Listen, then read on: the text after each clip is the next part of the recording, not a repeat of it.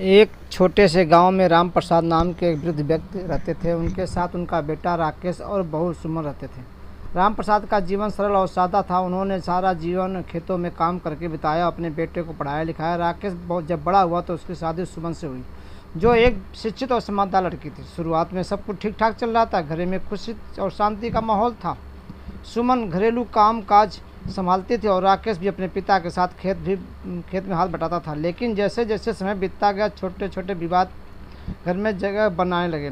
बहू और बेटे के बीच छोटी छोटी बातों बहस होने लगी। राकेश को लगता था कि सुमन माता पिता की इज्जत नहीं करती, जबकि सुमन को लगता था राकेश उनकी बातों को गंभीरता से नहीं लेता। एक दिन की बात है जब सुबह सुबह सुमन ने राकेश से कहा, आज हमें बाजार जाकर कुछ सामान लाना है।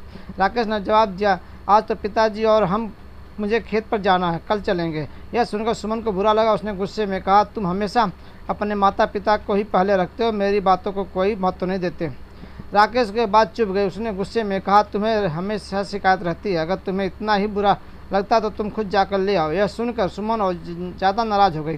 दोनों के बीच बातें बढ़ने लगी और बहस झगड़े में बदल गई। राम प्रसाद जो दूसरे कमरे में थे सब कुछ सुन रहे थे। वे सब देखकर दुखी हुए, लेकिन उन्होंने सोचा उन्हें बीच में नहीं पड़ना चाहिए। कुछ दिनों तक यह सिलसिला चलता रहा। राकेश और सुमन के बीच दूरियां बढ़ने लगी। छोटी छोटी बातों पर दोनों एक दूसरे से लड़ने लगे। घर का माहौल तनावपूर्ण हो गया। राम प्रसाद चुपचाप यह सब कुछ देख रहे थे, लेकिन उन्हें लगा कि कुछ करना चाहिए।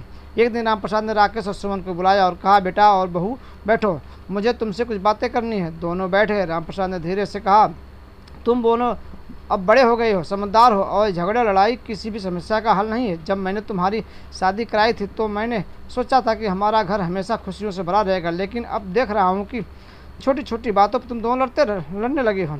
राकेश और सुमन ने एक दूसरे की तरफ देखा, लेकिन कुछ नहीं बोले। राम प्रसाद ने आगे कहा, रिश्ते समझने और संभालने के लिए ही चलते हैं। अगर तुम दोनों एक दूसरे की बातों समझने की कोशिश नहीं करोगे तो यह घर खुशहाल नहीं रह पाएगा। जब भी कोई समस्या हो तो धैर्य और एक दूसरे की बात सुनो और फिर समाधान का निकालो। राम प्रसाद के दोनों की बातें सुनने को सोचने पर मजबूर कर दिया। राकेश ने कहा, पिताजी मुझे माफ़ कर दो, मैं अपने गुस्से में सुमन की बातों को नहीं समझ पाया।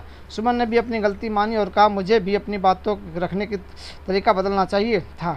मैं हमेशा शिकायत करती रही, लेकिन समस्या का हल नहीं खोजा। राम प्रसाद मुस्कुराते हुए कहा, यही समझदारी है।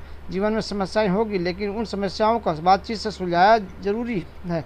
अब हम सब एक परिवार हैं और हम एक दूसरे को साथ देना चाहिए, न कि एक दूसरे से लड़ना।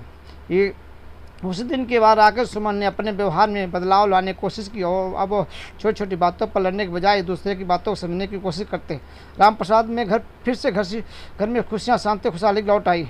कहानी में हमें सीख मिलती है, रिश्तों को संभालने की समझदारी है, धैर्य और ज़रूरी होते हैं। बातचीत से समस्या को समझाया जा सकता है। दोस्तों, ये कहानी कैसी लिखी कमेंट बॉक्स में ज़रूर लिखें। दोस्तों, लाइक शेयर ज़रूर करें और फेसबुक पर देख रहे हैं तो फॉलो करें, यूट्यूब पर देख रहे हैं सब्सक्राइब करें। सत साहेब, नमस्कार, सत श्री अकाल।